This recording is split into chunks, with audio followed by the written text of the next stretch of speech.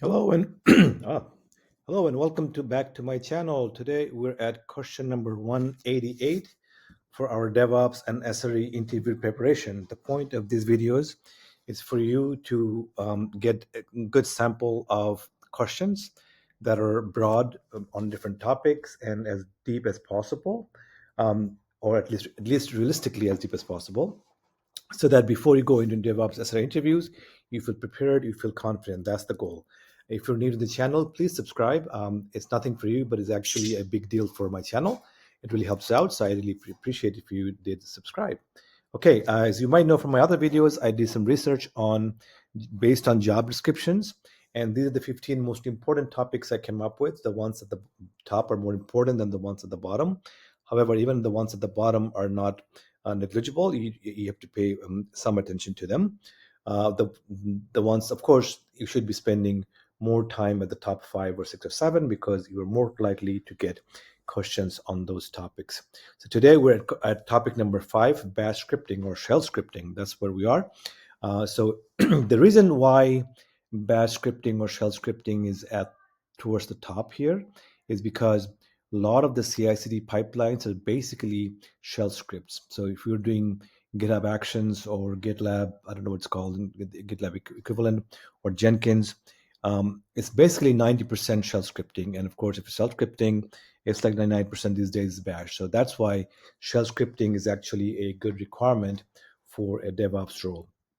So today's question is, how do you use functions in bash? Here, the interviewer is looking for your experience with bash because generally speaking, if you haven't done bash for some time, you won't even think about using a function in a bash script. And when you do is when your shell script is kind of long to begin with. So it kind of gives him or her the idea that you've done some level of bash scripting in a real environment.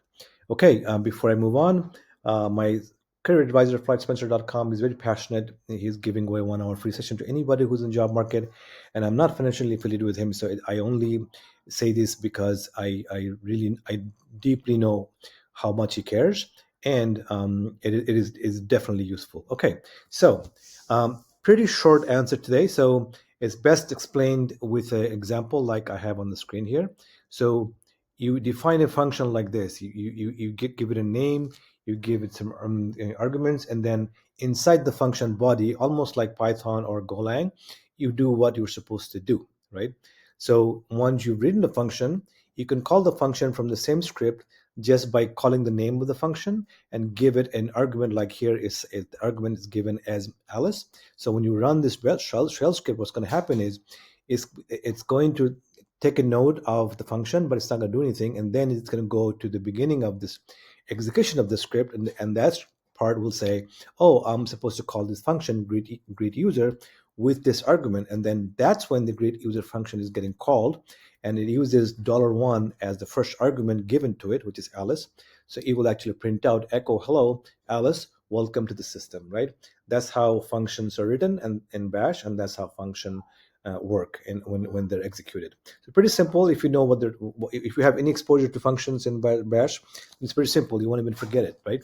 But if you haven't, then you're going to it's going to show in the interview, and the interviewer will know that you haven't used it. Okay, I hope you found this useful. If you have particular questions in your situation, please find me on LinkedIn. I will try my best as time permits to help you, or you can just simply leave a comment below, and I will see you at the next one.